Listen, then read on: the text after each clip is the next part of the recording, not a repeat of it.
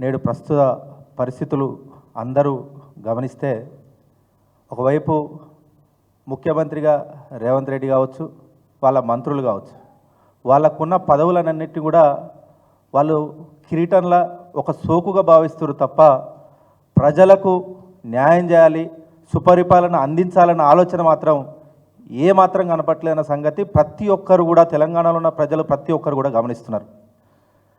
ముఖ్యంగా అత్యంత ఆవేదన పడుతున్నటువంటి సామాజిక వర్గం ఏంటంటే ముఖ్యంగా రైతులు అన్ని విధాలుగా ఇబ్బందులు పడుతున్న పరిస్థితులు రాష్ట్రమంతా కనపడుతున్నాయి. ముఖ్యంగా మా నల్గొండ జిల్లాలో మేము ఎక్కడ ఎవరి దగ్గరికి వెళ్ళినా కానీ అన్న గతంలో మాకు రైతు బంధు టెన్షన్గా పడేది, కానీ వాళ్ళు 15,000 ఇస్తామంటే మోసపోయినా ఆయన మాటలు నమ్మి ఈరోజు ఆ 10,000 కూడా మాకు లేకుండా పోయేసరికి మాకు అప్పుల బారిన ఇంకా మీద పడుతున్నది. ఒకవైపు రుణమాఫీ అన్నాడు, మాకు రేషన్ కార్డు ఉంది అయినా రుణమాఫీ కాలేదు. బ్యాంకుల దగ్గరికి పోతే ఈ అప్లికేషన్ల అప్లోడ్ల పేరు మీద వాళ్ళు మా దగ్గర పైసలు వసూలు చేస్తున్నారు. ఎవరి దగ్గరికి వెళ్ళి చెప్పుకోవాలో కూడా అర్థం కావట్లేదు. ఒకవైపు ప్రజాపాలనని మేము దరఖాస్తులు స్వీకరణ తీసుకుంటామని చెప్తున్నారు, కానీ ఆ అధికారుల దగ్గర పోతే వాళ్ళు కూడా కనీసం ఒక నిమిషం అంటే నిమిషం కూడా మా ఆవేదన వినకుండా వెనక్కి వెళ్ళగొడుతున్నారని చెప్పి చాలామంది రైతులు ఆవేదన పడుతుంటే నిజంగా కడుపు తరుక్కుపోతుంది. ఒకవైపు కేసీఆర్ గారు రైతుల్ని కంటికి రెప్పలాగా కాపాడుకొని నేడు ఈ తెలంగాణ గడిచినటువంటి మా కేసీఆర్ గారు ఉన్నప్పుడు ఆ 10 ఏళ్ల పాలనలో రైతాంగాన్ని ముందు వరుసలో నిలబెడితే నేడు గడిచినటువంటి 8 ఏళ్లలోనే కనీసం మొన్న కురిసినటువంటి వర్షాలకు ఇదే కృష్ణా వాటర్ డ్యామ్ దగ్గర నాగార్జున సాగర్ క్రస్ట్ గేట్లు ఎత్తే దాదాపు 250 టీఎంసీల పైగా నీళ్లు సముద్రంలో చేరినాయి. కానీ ఇప్పటికీ అదే కృష్ణా ఆయకట్టును ఒడ్డునటువంటి మా చెరువులు ఒక్కటంటే ఒక్కటి కూడా పూర్తిగా నిండలే.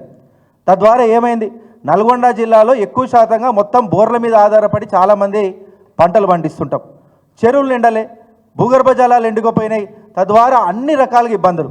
మంచినీళ్ళు తాగుదామంటే గతంలో కేసీఆర్ గారు వచ్చినప్పుడు అన్న మేము 10 ఫీట్లు లోతుకి ఇస్తేనే మాకు నీళ్ళు పడేయి, మేము చాలా ధైర్యంగా తాగేటోళ్ళం. అప్పట్లో ఫ్లోరోసిస్ భూతా ఉన్నారు. కేసీఆర్ వచ్చిన తర్వాత మాకు ఫ్లోరోసిస్ మీద భయం లేకుండా పోయింది. ఎందుకంటే మాకు నీళ్ళంతా మంచిగా చేరువుగా అందినాయి కాబట్టి మేము చాలా సంతోషంగా ఉన్నాం. కానీ నేడు మళ్ళా భయం అవుతున్నది. ఊర్లలో ఉండాలంటే మళ్ళీ ఈ ఫ్లోరోసిస్ భూతం ఏ విధంగా మమ్మల్ని వెంటాడుతున్న భయం అవుతున్నది. సాగునీరు అందట్లేదు, చాలా ఇబ్బందులు పడుతున్నాం. దయచేసి ఏదో విధంగా మళ్ళా కేసీఆర్ గారిని మీరు అందరూ చెప్పి ఖచ్చితంగా ముందు వరుసలో ఉండి మాకు అందరికీ న్యాయం జరిగేలా చూడమని చెప్పేసి పెద్ద ఎత్తున ఆవేదన పడుతున్నారు. అందుకే మేమందరం ఒకటే కోరుతున్నాం కాంగ్రెస్ ప్రభుత్వాన్ని, మీరు మంత్రులు కావచ్చు, ముఖ్యమంత్రి గారు కావచ్చు, మా ఇదే ఎడమ కాలువ కింద పంట పొలాలన్నీ ఎండిపోయి చాలామంది రైతులు ఇబ్బంది పడుతున్నారు. అన్ని రకాలుగా రుణమాఫీ కాక, రైతు బంధు రాక, మీరు ఇస్తా అన్నటువంటి బోనస్ను కూడా మళ్ళా కిందికి మింది చేసి ఇవ్వకుండా చేసే విధంగా మీరు అన్ని మాయమాటలు చెప్పి ఏదైతే మీరు ఓట్లేసి నెగ్గుకొని ముందుకొచ్చిరో మళ్ళా జీవితంలో మీకు ఓటయ్యారు. జీవితంలో ఎన్నడూ కూడా మళ్ళొకసారి మీరు మేనిఫెస్టో అనే పేరు చెప్తే తిప్పికొట్టి మళ్ళీ మిమ్మల్ని ఇంట్లో కూర్చోబెడతారు. ఆ పరిస్థితులు కొద్దిగా సరిదిద్దుకోవాలంటే మీరు రైతులకు న్యాయం చేసే విధంగా కొద్దిగా ఒక సహృదయంతో రైతులను ఆదుకునే విధంగా మీరు ఆలోచించి ముందడుగేసి వాళ్ళని ఆదుకోవాలి. తక్షణమే కాలువని, అలాగే మా దగ్గర ఉన్నటువంటి రాష్ట్రంలో పెద్ద ఎత్తున చెరువులన్నిటికీ కూడా గండ్లు పడ్డాయి, అవన్నీ కూడా మరమ్మతులు చేసి తక్షణమే భూగర్భ జలాలు పెంచే విధంగా ఆ చెరువులన్నింటినీ కూడా నింపి మన తెలంగాణ రైతాంగాన్ని, ముఖ్యంగా నల్గొండ జిల్లా రైతాంగాన్ని మొత్తంగా ఆదుకోవాలని చెప్పేసి వేడుకుంటూ సెలవు తీసుకుంటున్నాను.